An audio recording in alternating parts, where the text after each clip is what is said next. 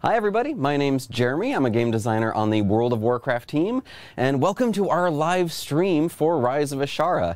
We've been working really hard on a lot of content.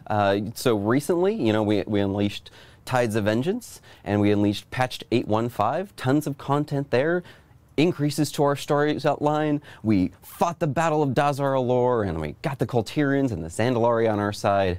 But now is finally the time when we get to talk to you a little bit about our next large content update that we only gave you glimpses of back at BlizzCon. So super excited to get into everything. Let's go ahead and jump right in and start talking about Rise of Azshara. Just to set the stage for you really quickly, to catch you up on the storyline, we defeated the battle for Nazca, King Rastakhan fell, Mechatorks on ice, and everybody retreated. After that, we got the Colterians and the Zandalari as our allies, and their last remaining ships. And then just recently, just this week, you picked up a brand new knife friend and unlocked the ability to see what was underneath the Shrine of the Storm in the Crucible of Storms. And of course, next week, many of our bravest champions are going to take the fight down there, and the consequences of that are what's going to ultimately launch Rise of Azshara. So where are we at with the story? Well, Sylvanas has learned something, and we're not going to go quite into what that is, but what ends up happening is she sends some of her most powerful champions, like Lor'themar and Nathanos, out on her flagship, and with some of the few remaining ships out to sea. The Alliance sees this and immediately seizes the opportunity and begins chasing her forces, Jaina at the helm of her own flagship. And it's at this time that our third Warbringer finally plays her cards. The seas will open up beneath us and our ships fall and shatter on the rocks below. And we find ourselves in this strange new land that has recently seen air for the first time in tens of thousands of years with Nazca Thar. But we'll get into all of that in a second. First, let's take a look at the high-level rundown of everything coming at you in Rise of Azshara. We've got 2 brand new zones, including the formerly underwater zone of Nazca Thar and the lost technological island of Meccagone. We're going to be raiding Azshara's Eternal Palace and having a confrontation with Queen Azshara herself. We're also going to be heading in to the city of Meccagone on Operation MechaGaN, a mega dungeon with 8 bosses. We also have a brand new system with the Horde of Azeroth that we're going to be talking a lot about today.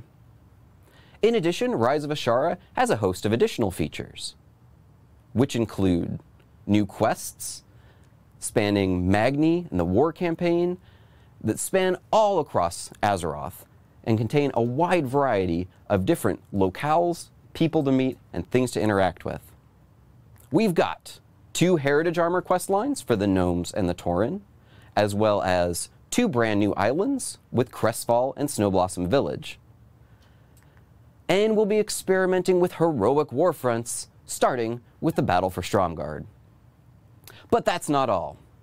We've also got a variety of other features that hit up just about every player type in the player base. For PvP players, you got a new arena with the Robodrome, and Ashran is returning as an epic battleground. For everybody, you'll unlock flying with Pathfinder Part 2, and we'll be talking about new items called Mount Equipment. Season 3 is coming with its item level increases, and we'll have mission updates with new missions and mechanics. Of course, holiday updates, including a revamp to Brewfest, some War Mode specific content, brand new profession content, and new pet battle content. There are a lot of things coming in Rise of Azshara. Now let's take a quick look at our first zone, Nazca Thar.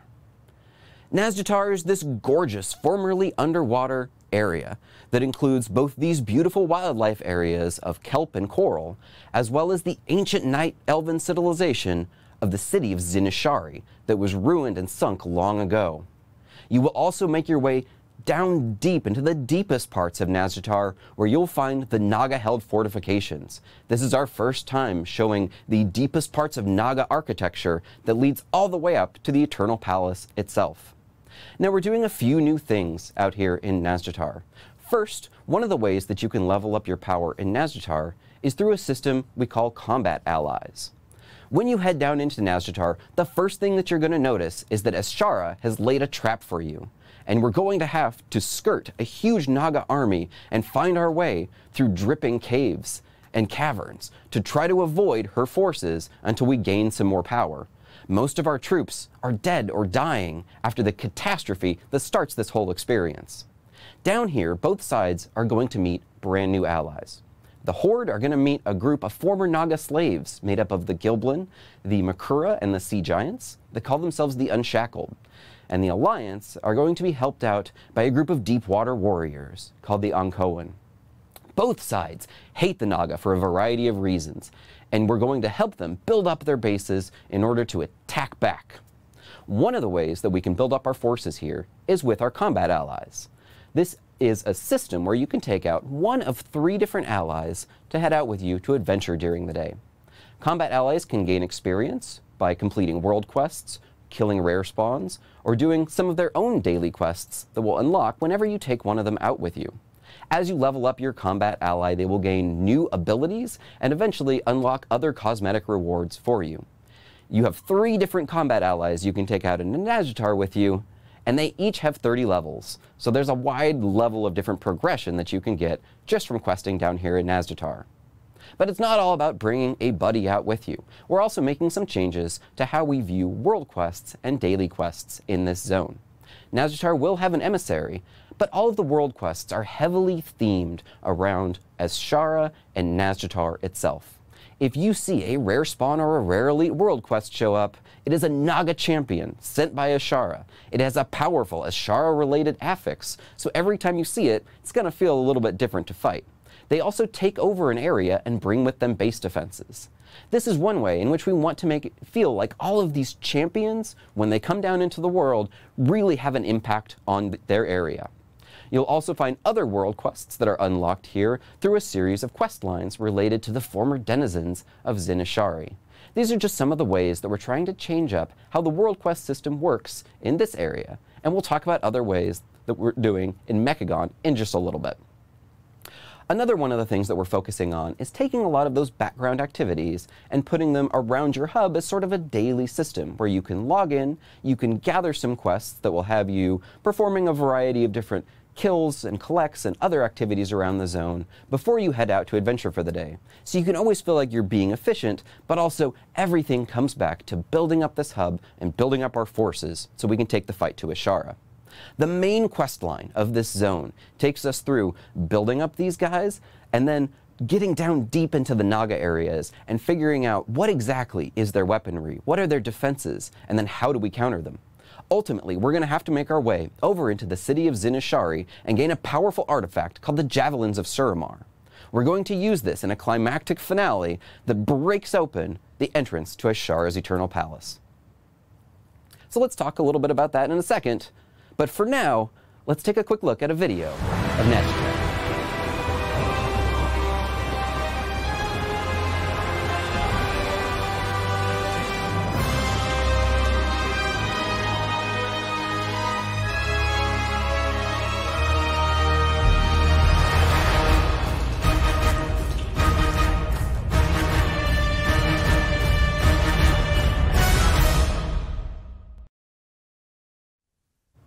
The Nazca Thar experience, of course, culminates with us breaking into Azshara's Eternal Palace. This is an 8-boss raid, and does actually, in fact, contain a purely underwater boss. He's this giant undersea monstrosity creature that snakes in and out of dark holes down in the deeps. We feel it really gets across that sense of delving into the deepest and scariest parts of the water, where Azshara has her Eternal Palace. Of course, there's going to be brand new loot and items to be gotten here, and it all culminates with a climactic final battle with Queen Azshara, the likes of which is possibly going to change the future of Azeroth.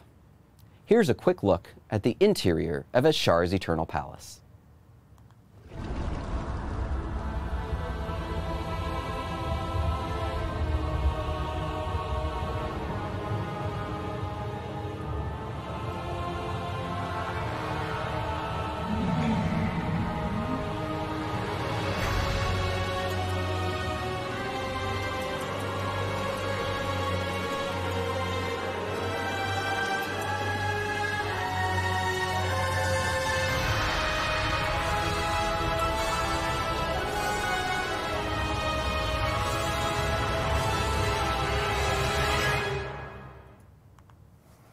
But the undersea city of Nazca Thar isn't the only place we're going to be going in Rise of Azshara. There's also the lost technological island of Meccagon.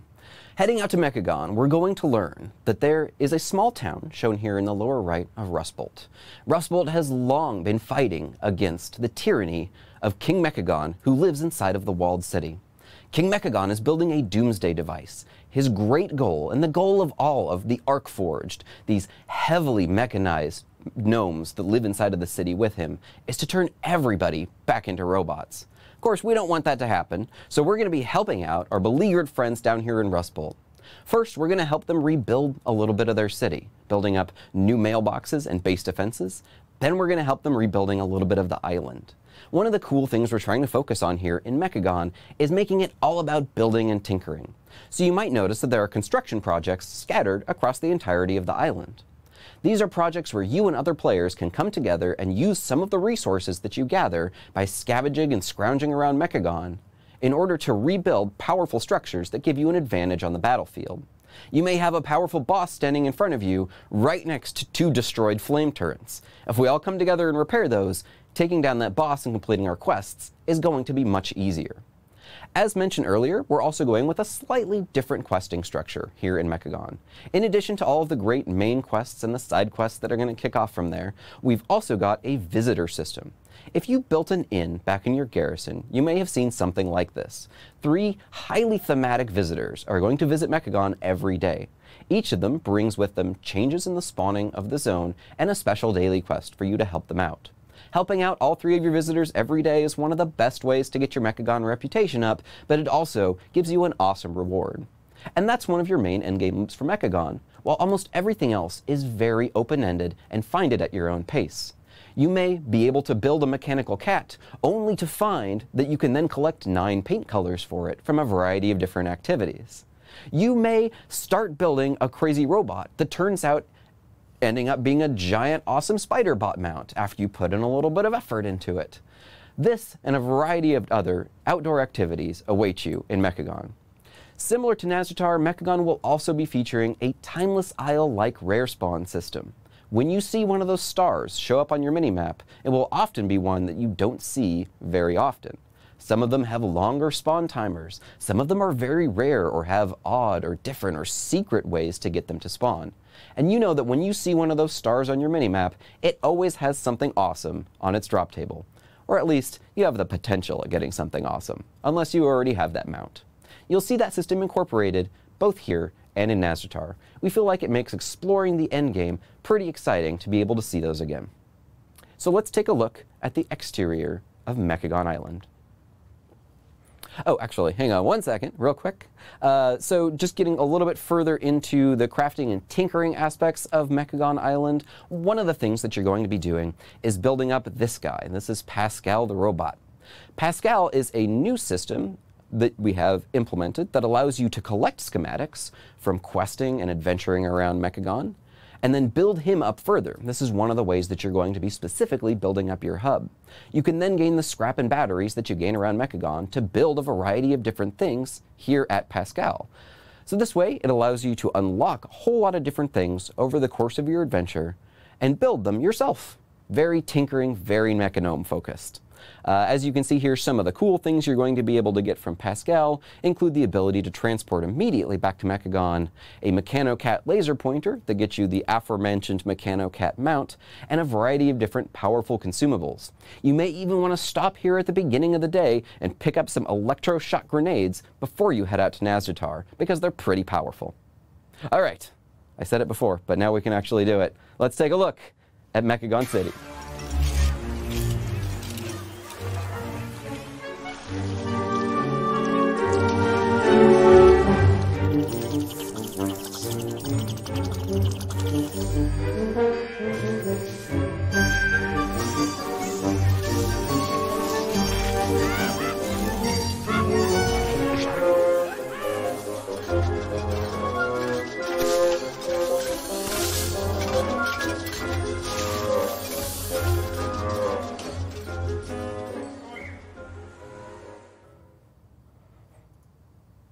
So we're going to have a lot of fun out of MechaGaN. There's a lot of cool mechanics out there, a lot of things to collect, but ultimately, we're going to have to, at some point, come in and stop King Meccagone and his doomsday device. So in the dead of night, you and the Rustbolt Resistance are going to make your way around the Junker Wastes. You're going to take out his hunter-killer robots and bust your way into Meccagone City proper. That is Operation MechaGaN. This is a double-sized, 8-boss dungeon that culminates with a climactic battle in King Meccagone's lightning-shrouded tower against his giant death robot. In Operation MechaGaN, you will be making your way up through the trash compactor like any good gnomish operation does, defeating the giant trash compactor robots, and then up into Meccagone City, shown here. The Meccagone City denizens aren't exactly friendly towards us, and they're not going to welcome us. In addition, the city itself has been weaponized against you. You'll see machine guns popping out of hedgerows. Nothing here is exactly our friend, so watch your back. Ultimately, you'll make your way all the way up to King Meccagone himself. Operation MechaGaN contains some awesome new loot, new drops, and all kinds of crazy Mechanome activities. Let's take a quick look at Operation MechaGaN.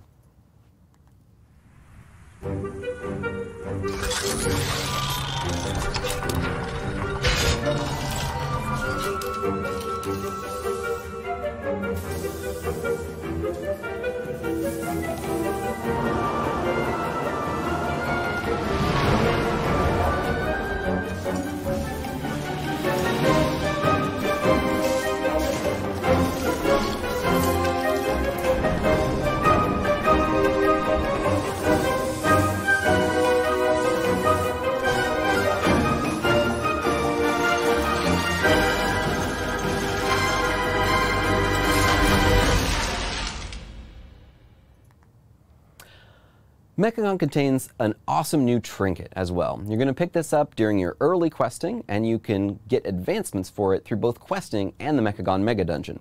This is the pocket-sized computational device.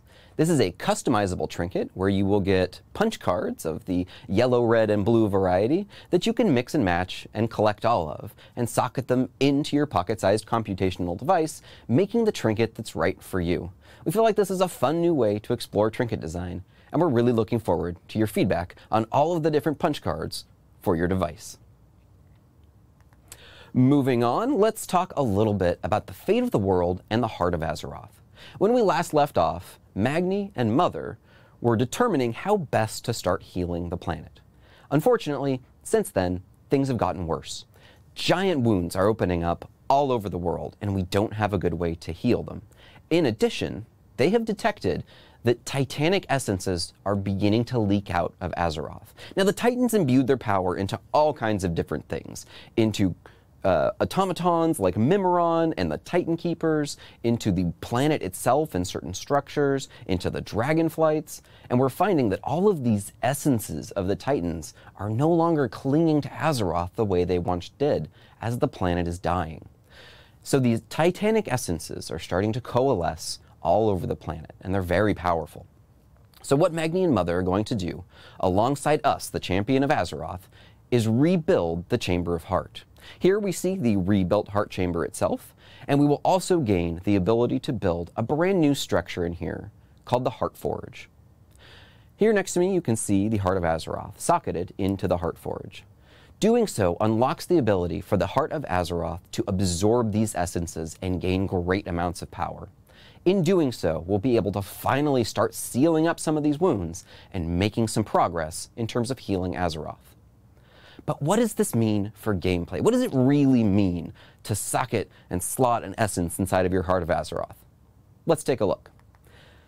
When you first unlock the Heart Forge, you will gain the ability to slot essences into this constellation-like structure in the Heart of Azeroth.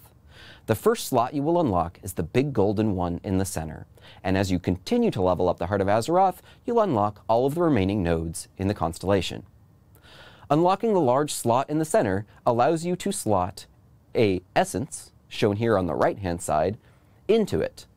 This grants you a brand new artifact level active ability. This is a powerful new ability that your character gains depending on which essence you have slotted there.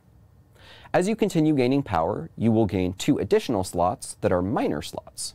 These are shown in the lower left and upper right-hand corner of the constellation. Slotting an essence into a minor slot gives you a passive bonus.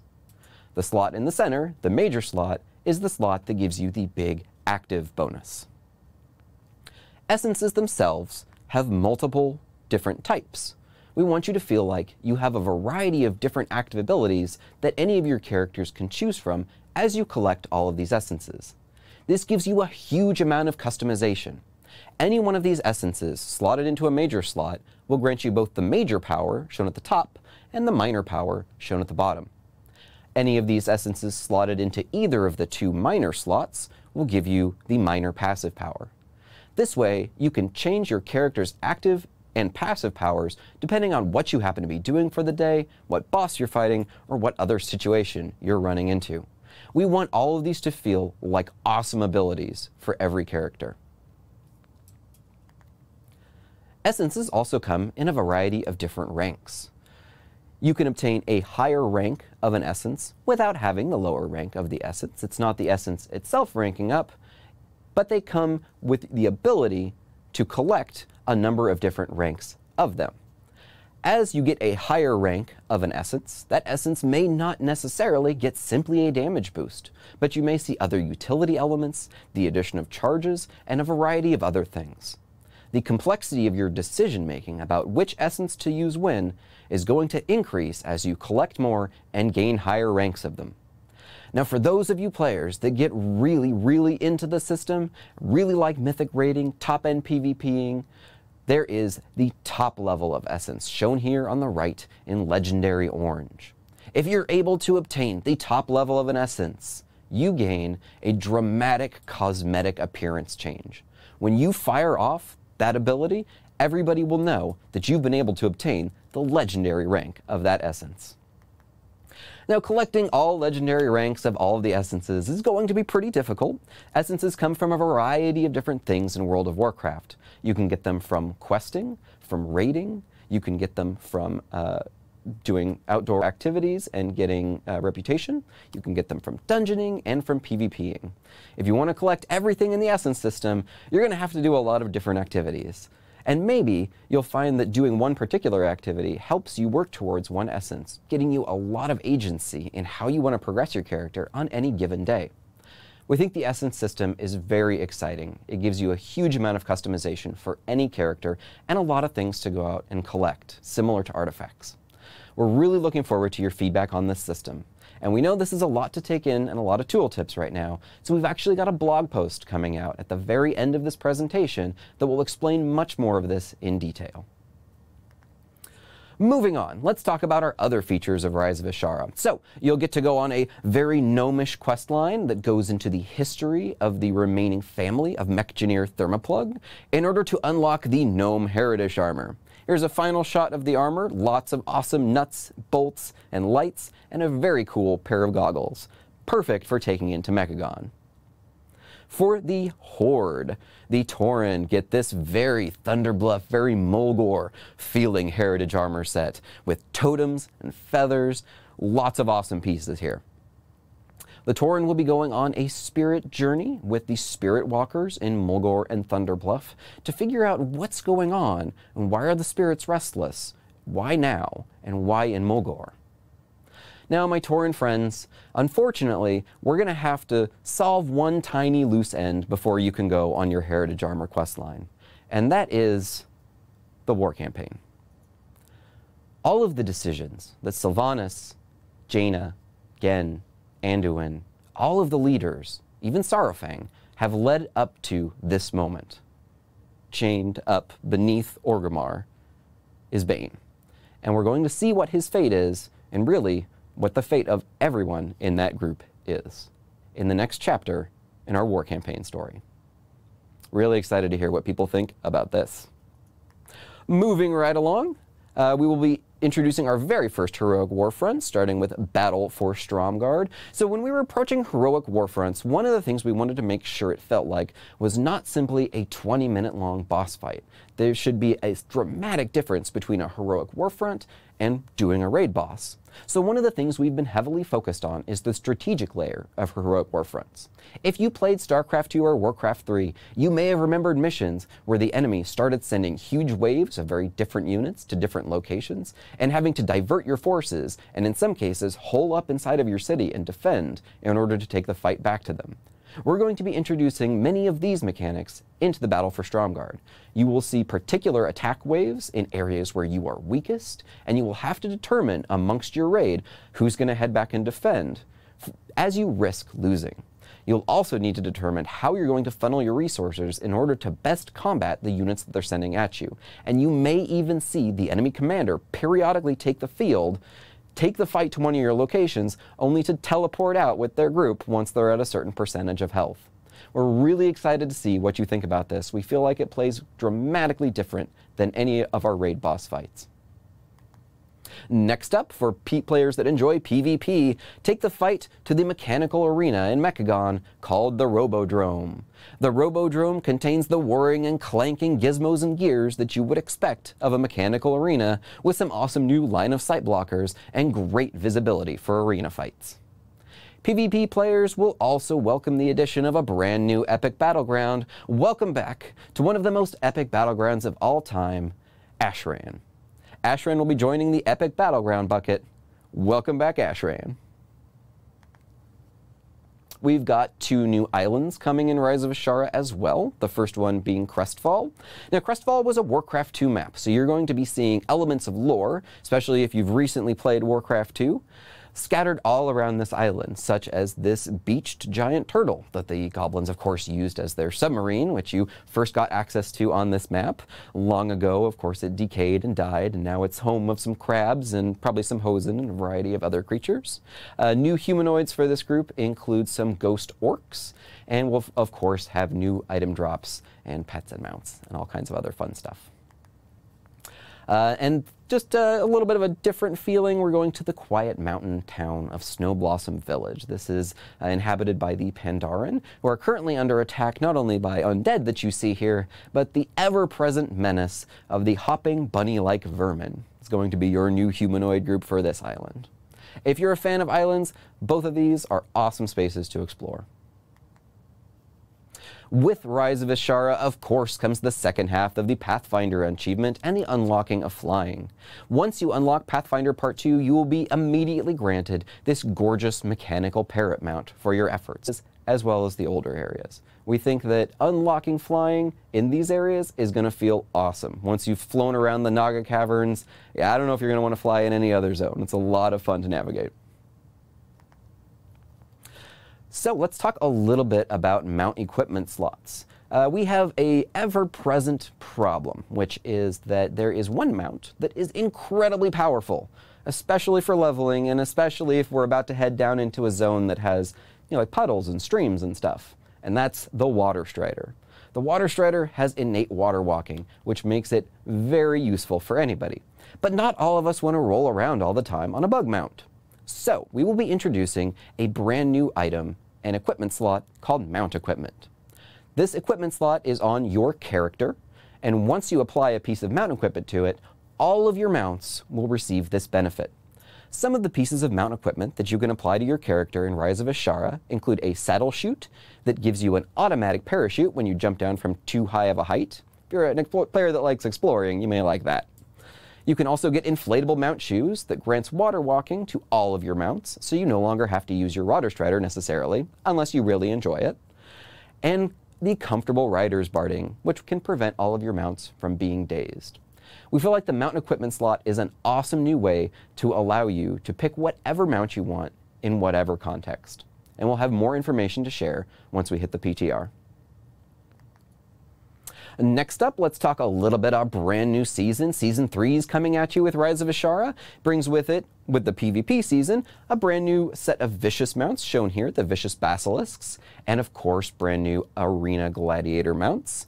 And the Mythic season will bring with it, of course, the usual item level increases, as well as a Nazca Thar themed affix. Along with Season 3, we'll be unlocking the Eternal Palace Raid and the Meccagone Mega Dungeon, and all of the great rewards, loot, essences, and collectibles that you'll find in there. Let's talk about those collectibles for a second. Here's our awesome loot picture. Here are some of the things you'll be able to pick up in Rise of Azshara. On the left-hand side here, you see not much else to say here. It's awesome. It's a giant wheel. It's a big wheel mount. It's very exciting. And next to that, one of the battle pets you'll pick up in MechaGaN, this tiny little mechanical gnome bot. He has a variety of different heads, including one that's a siren. So this is essentially Meccagons Alarmo bot. We brought it back again. Always have to have an Alarmo bot. It's a very gnome thing. The crab mount that we mentioned at BlizzCon has gotten finalized in all of its final anims, and man, it looks amazing.